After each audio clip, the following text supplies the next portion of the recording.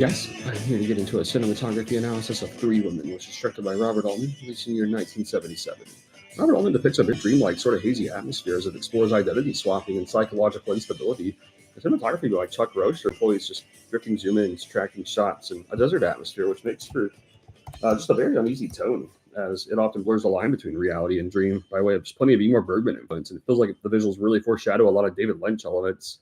And all that level, particularly love all the mirror shots, and a lot of these stand out as all-time favorites. Is the camera's just frequently in motion here, which makes for a very floaty, sort of dreamy atmosphere. It kind of feels like the cinematic equivalent of a 1970s era um, just brilliant. And the desert feels very surreal and isolated as it highlights the loneliness associated with all in Sissy Spacek.